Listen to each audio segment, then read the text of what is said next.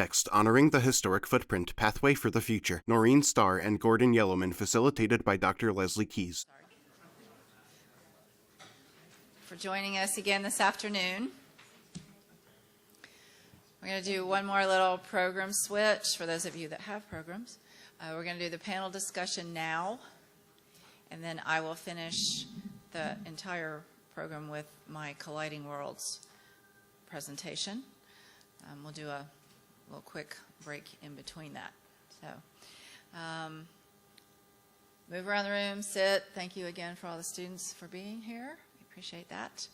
For those of you that are not familiar with our speakers, our panelists are going to be Gordon Yellowman, who spoke this morning. Well, actually, both of our speakers spoke this morning.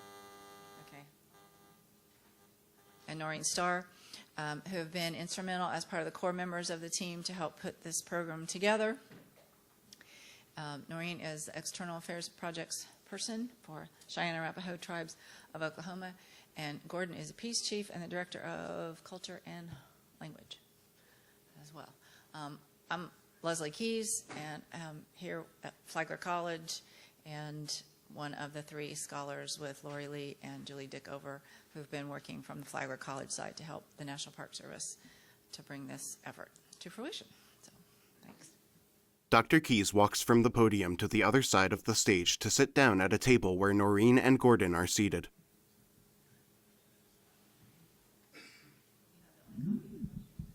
No, he's got a copy.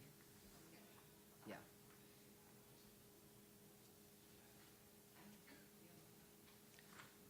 Do you need it?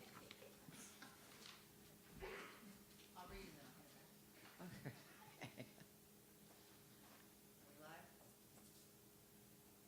Gordon checks a microphone and taps his finger against it to see if it's on. And I'm pretty sure I can project. I probably don't need that. A new mic is brought to Gordon. Some of this has been covered in the presentations over the last day and a half. We thought this might be a good way to sort of synthesize what we have all learned and think about the future, taking what we've pulled from many past events and continuing that circle to move forward. So the first question, why is it important to you that the Cheyenne and Arapaho warriors imprisoned at Fort Marion be remembered and honored? What steps would you recommend to honor the historic footprint of the Cheyenne and Arapaho warriors who were imprisoned here between 1875 and 1878? And Norene or Gordon? Go ahead. Go first if you want. I think it's supposed to be age before beauty. Wow. Well, like I said, if the chief speaks first, then everything's over with. Oh, okay, never mind then. So protocol, chiefs talk last. So he's chief, so that means beauty has to go first. Can I see your question? Oh, sorry. There you go. Okay, this is very important to me because it is my grandmother's grandfather and my grandfather's grandfather. So it is a straight, I'm a direct descendant of two of the prisoners. And this morning we discussed generational trauma, intergenerational trauma, and the things that myself and my family have endured. So I think it's better that we keep going and that we keep being inclusive. I would like to especially include the Seminoles and the Kiowas and the Comanches at some point, you know, and get them kind of acclimated into this understanding that we have now, that it's what we want to present, what we want to give, what we want to do, what we want you to understand. And that understanding is imperative so that we can heal. It's not just one thing, one and done. It's a process. Everything that we do is a process from the beginning to the end. And it's just like Gordon was saying this morning about, you know, everything's round, everything's in circles, you know. This is the same thing. It's in circles, you know. We've come back to this since, 1878. It happened a long time ago, but we're back here now at this point. So now it's time to go ahead and continue to go forward. So that's why it's important to me. It's very important. It's spiritually important to me because, I'm a veteran.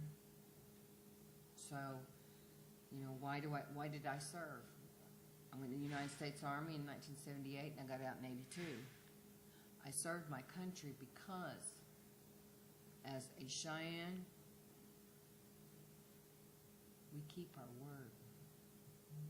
And our word has always been to protect our families, our lands, our history, our language. So that, for me, this is very important. It's probably one of the most important things I've ever done. And, I want to continue. But I want to hear everything. I want to hear all the pieces, not just parts or sums or make it glorious, because it's not glorious. This is an ugly story. This is not a fairy tale. This is true. These are factual. So I want to know everything. I want to know all the pieces. So, and I'm open to that. I'm open to that across the board. So, Gordon? Yeah, I'm in agreement with that. Why is it so important for me as a Cheyenne chief to remember the warriors that were imprisoned here? It's because they were individuals. They were human beings just like us. They fought and protected us. They put their lives on the line for us. And we owe that to them. We owe them dignity, respect, and honor. And most of all, we owe them our love because they loved us. And so when you think about that, it's very important. We often think of them in being exiled away from our people, when in fact spiritually they were still connected to us. And when that connection can continue, the momentum we have started here, I'd like to see it to get stronger with other tribes.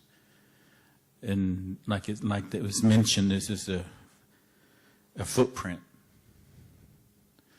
And a lot of times we can't fill the shoes that they wore or the moccasins they wore because of their leadership and skills, but we can follow their footprint. And those footprints will guide us to a better way of interpretation, a better way of education. And just like them, when they were in prison, they developed relationships with one another.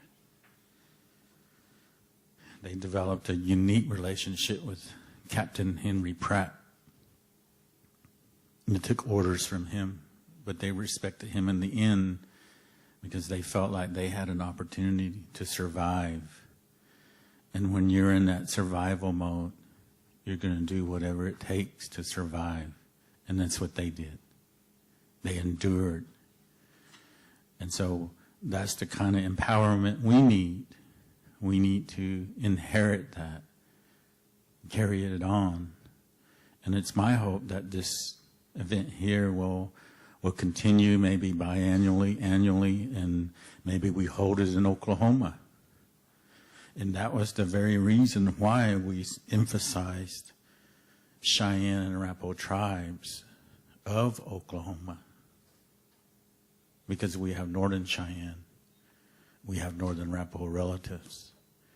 But we wanted them to be aware that Oklahoma tribes came here, honored them, did ceremony with them, and prayed with them. And we hope they follow. And we invite all the other tribes to come do what we did and ask permission from the tribes here. They've been supportive through all of this. And we may not personally know each other, but respectfully, we have that relationship of respect, just as they did when they came here. So that's an ongoing relationship that I hope personally, that this continues. I don't know if it can turn into an annual symposium or summit, leaders. I don't know, but I hope that something does happen and continue. And, you know, for me, there's always two sides to the story. And don't just tell one side, tell both sides. And when you do that, you're going to have balance. You're going to have representation. And when they came down here, you know, their fear was execution. And so we can acknowledge their identity as warriors, respect them, continue to build off that respect. We're going to have great dialogue in the future. And that dialogue is that relationship. So that's my recommendation to the second question of let's keep the momentum going. Invite other leaders, invite other descendants, other tribes, and invite other ceremonial leaders, clan leaders, society leaders, so they can have an input and representation here. And maybe as an artist, I'd like to see a symposium held on ledger art. Have all the ledger artists come down here and do this. And if you can do that, that value of education is going to be extended to future generations through this art. And is it a process of healing? Yes. But most of all, it's a process of acceptance. The way we were treated, the way we were disrespected, dishonored.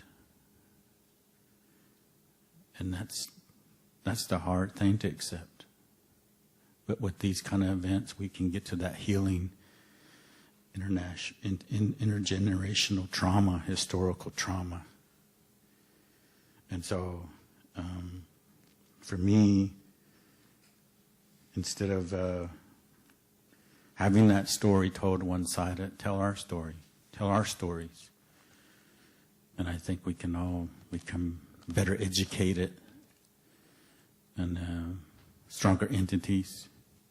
And we always talk about, this word keeps coming up, sovereignty. Sovereign nations. When I first heard that word, I couldn't spell it. I still can't spell it, but I try. But sovereignty is something that it's our inherent right. We govern our people the way we govern, and it's based on our traditional laws, the supreme law of our lands. So think about those things, and I hope that this continues. I want to thank Fort Marion. And yeah, we had challenges. I'm not going to lie about that. We had communication challenges. We were all so hyped up into getting here that sometimes we stepped on toes. Sometimes we tripped. Sometimes we waited. Sometimes we didn't respond. Let's wait. Let's take a moment here. And that turned into frustration. And sometimes it turned into, should I go? Should I be the one really that's going to go? Should I even be a part of it? And so those were challenges within ourselves as facilitators. But Norene stood strong and kept telling us, we got to do this, we must do this. So I commended her for being a veteran and a warrior, female woman, talking about her relatives. And for me to be a part of this team, bringing my knowledge into it, and I feel better about things now. So continue to pray for us, continue to think about us, and we'll do the same for you. We'll pray for you and hope that things work out for the best interest of our people. We've sort of answered what's the third of the three questions we were going to pose today, and what are the ways we can continue collaboration and engage in co-stewardship with Indigenous peoples. I'm going to put that with what's also our second question, which is how can the National Park Service continue to honor and present the complete history and share the stories of the imprisonments at Fort Marion or the Castillo de San Marcos. So I know you've finished, and we've done beauty and age, which leaves me sort of in limbo. So I'm going to hand it back to beauty and age. Okay, well, and I've thought about this a couple of times, because I was approached yesterday by a lady that said, "Can you tell me one thing, just one thing?" And I'm like, it just doesn't work that way. It's not one thing. It unfolds, the unfolding, and that's what we're doing now. Is we're unfolding this, and it's coming into fruition. However, the focus and the stories, like even with the ledger art, is amazing. I mean, it's so detailed how they were feeling and what they were thinking and what was going on within themselves and with each other. To be incarcerated can be many things. You can be incarcerated in your mind, you can be incarcerated in your heart and in your spirit. You can be incarcerated physically. So they were physically incarcerated, but the rest of them wasn't. It shows in their art. And like Gordon was explaining, that they were still connected to us, even though we didn't know where they were. Our families didn't know where they were. They had no connection because it was lost in that way. The only way they could communicate was through whoever their captors back home. And sometimes somebody would get a message and sometimes somebody wouldn't. They didn't have telephones back then. There was no email there was none of that communication. So it probably took a long time, I would think, like weeks to get some kind of communication. But I'm sure they wasn't allowed a lot of communication. However, because they were able to do these drawings and they were able to show us the whole thing, their hivaments, those steps that they took, those sacred steps that they took, we can see that story. We can see it. We know it now. We know what was going on with them. So now we have that connection through ledger art. If, we need to incorporate the ledger art, and we done videos. Now, we started this 5 years ago. I started this project 5 years ago. So what we did was we asked people that were direct descendants if they would come and share their story. And in the tribe, I don't really remember how many of them came and how many of them was recorded. About eight. So of those 8, we have those stories. Now we're going to do it again. By the way, we're going to do it again. Because we want more people to come forward, of our own people too. We want them to come and talk and share that story. And then that way, whenever Gordy and Stephen go ahead and they set up that, I don't know what they're doing, something over there at the fort where you can click on something and you can hear the stories from people. Our history is oral. It was never written down. So it was always oral. So that's what we got, is we got oral stories that we have now, the 8, and hopefully more to come. Then that way we can build on that even and expand so that there's more information there. And so, and even this story here that we done in the last 2 days, excuse me, week. Anyway, in the last 2 days, that will be on there also at some point. But it's important, it's imperative that we continue. And, you know, like I said, that door opened, Gordy came in, and that door opened, and I waited a little bit, and I ran through it. But, you know, I had to have the courage to do that. But that courage wasn't my courage. It came through my blood. It came from my grandmother's grandfather and my grandfather's grandfather, through Big Moccasin and through Heap of Birds. Through that bloodline. That's what makes us strong and who we are as Cheyenne and Arapaho people.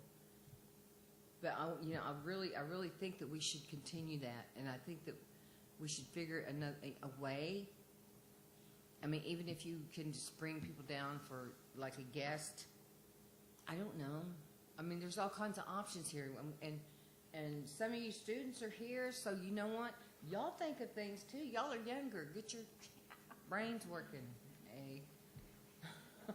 And mine's going to take a nap. Hey. Beauty, age, and youth. There you go. Oh, and you.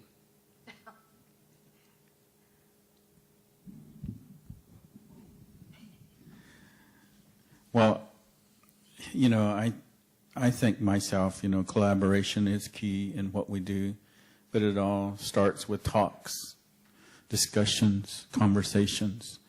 We had a very interesting conversation at lunch at the table, and those 5 people sitting at the table, they all had stories that were unique to our ways of how we live today. And when we network, you know, we can accomplish a lot more things with our knowledge. We can understand a lot more things, respect things. We talked about sundogs, and one person said, "What is a sundog?" And for us, that's traditional knowledge. And so there's a lot of simple things that interpret a lot, have specific meaning to us. And these things are here, and we acknowledge them and they acknowledge us, whether they're plants, animals, trees, waterways, everything that has to do with life is part of our lifeways, and that's how we communicate. And so communication's key. Like Norene said, we have technology now. We can have Zoom. We can Zoom, I'd love to see Native professors here at this college. And why is that so important? Because if you hear the voice of a Native professor, he's going to speak on his knowledge and from his heart. And that's important because great respect goes into them elders. I'm an elder, but my best teachers were our elders and chiefs and headsmen and ceremonial leaders. And I listened to them, and I'm thankful that I did. I really am, because when I can speak about these stories related to these prisoners that I was told from our elders, it was all oral.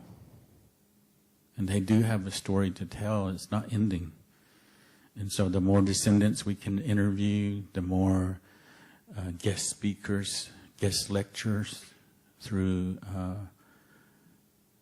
technology, that will enhance our presence, but enhance education, and it will turn into something valuable, something appreciated.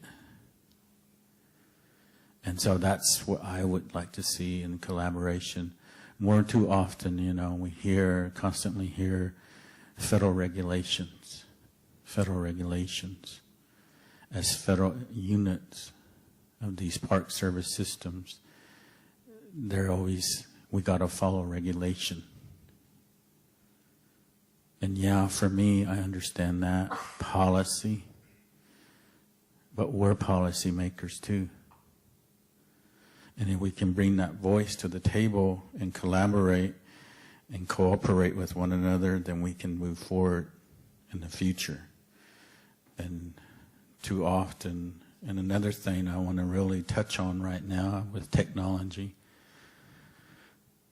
it's kind of interesting how this film industry worked. In the beginning of Hollywood, they stereotyped us. They harmonized our stories. You know, they made it romantic on the Central Plains. Well, that's changing with the film industry. We're now into film. We have a presence there. And maybe a film comes out of this, a documentary about these warriors, about where the Cheyenne Rebel people live today in Concho, Oklahoma. And think about using that media. We now are using our language in those films, and they're consulting with us as language speakers. So there's opportunities to utilize film. And one of the local film people in Oklahoma with the episode or the film, the Res Dogs, that's pretty popular among the youth. And we can use that type of media to educate and tell these stories. I think we're going to reach out to the youth and connection with them. We can learn from them as well. We can learn how their skills are in media. And I'm proud that we do have filmmakers that are Cheyenne, Arapaho, and other tribes as well. And so connect these stories to this story down here will really help us in the long run in filmmaking. So maybe we propose that in the future. But always be aware, let's do away with what was kind of a pattern in the past, stereotyping, you know, for us that don't exist anymore. We're Cheyenne and we're Arapaho. And come see us and we'll tell you who we are. So take time to visit, take time to honor these ancestors of your past any way you can, because that's expected of us, and that's what we want when we leave, honor and respect. Thank you. Gordon sets down his microphone. Dr. Keyes claps for him at the table. Just a couple of thoughts from lunch, from kind of floating around too. I'm guessing we could learn some other cultural traits, like maybe food, for the lunches. It was going to make Comments super came out. progress. We also, by the way, do have film department, film majors here. So they have done some documentary films. For example, one of them won several awards a few years ago for doing one on sea level rise here in St. Augustine. So I think there is potential for some additional partnering. All Like right. that, just 2 cents worth. So anyway, any other thoughts? You know, Park Service people are here. You know, you've got them all in one room. Poor Gordon. Park Service people. The Parkies are here. Well, I think for me, I hear a lot of things of just me as my title as a Cheyenne chief. I think we should start by taking away the word chief in these titles with the National Park Service. Do away with that. Call them regional directors, not chief of interpretation, because that word chief can be disrespectful, demeaning, and derogatory to us as who we are as Native people. It stereotypes us. And, you know, often we hear the word, hey, chief. And that makes me feel disrespected. So if we want to change language and titles, change these word chief that you use in your agency. Do away with that. Be respectful. Chief interpretation. Oh, that's the chief over there, not me. I actually think Secretary Holland did that November 1st. Well, see, I didn't know that. See, my suggestion is already on the move. That's powerful. And then superintendents, change it to regional directors, because we get tired of dealing with the BIA superintendent. And they changed theirs to regional directors. They're no longer called superintendents. It makes us feel like their hierarchy. And they're up here, we're down here. We're looking up when we should be looking equal at each other. Never look down on an Indian, especially a Cheyenne or any other native respective tribe. And think about those things, common sense. And then going back to food, I would have loved to eat some alligator, but I haven't gotten that opportunity yet. And also traditional foods, soup and fry bread. And yesterday we had turkey sandwiches. It's good, healthy sandwiches. But in one of the ledger drawings that was produced by the Cheyenne, they drew the turkey in one of the drawings, and they said the warriors were afraid to eat the turkey because it made them less a warrior. Yeah. And see, Seminoles don't eat turkey. So we all got to learn, communicate, collaborate of appropriate foods. And it just makes everybody feel welcomed, feel at home. And I can tell you one thing, when this food is blessed, we eat it because it's blessed. We don't worry about the nutritional value, how it's going to affect our health. We don't worry about that because we know it's been blessed. And that blessing goes into the nutritional value of our spiritual way of life. It heals us, protects us.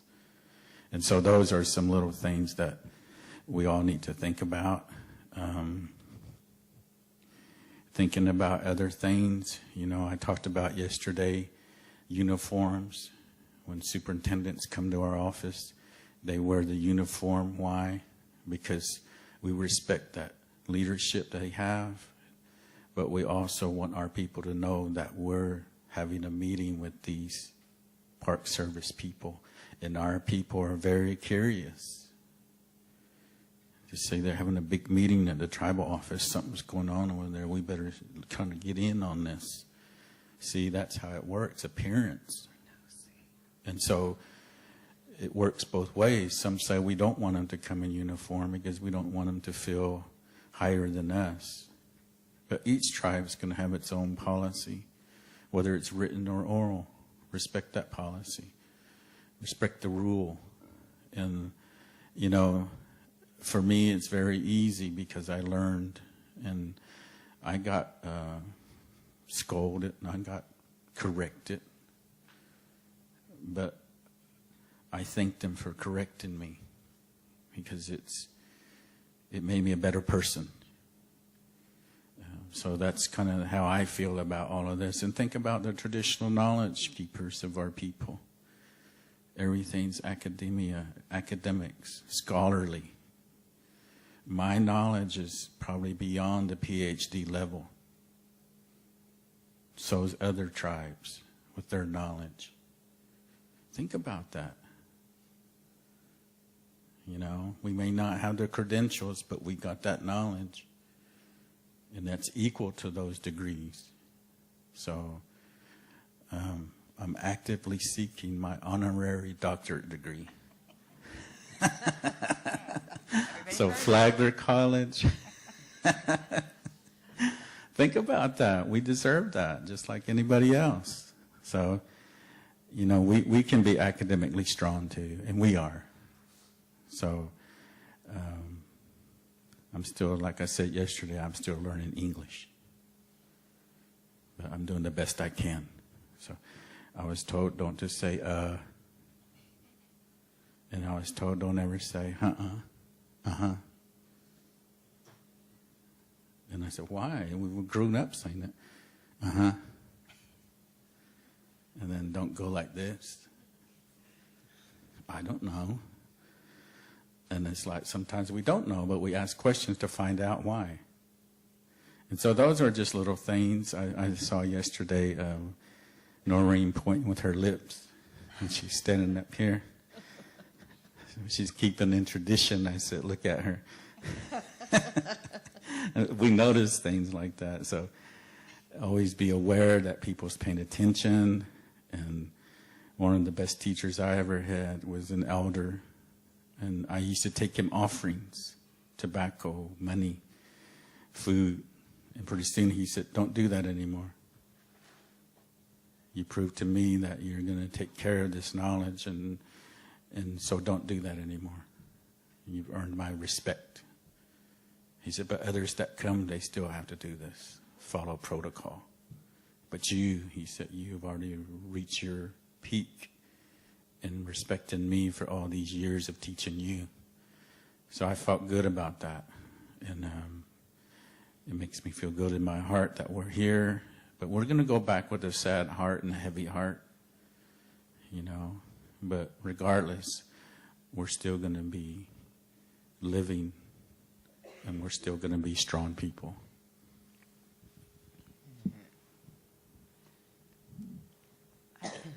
Unless either of you has any more, that's sort of, Well, beauty does.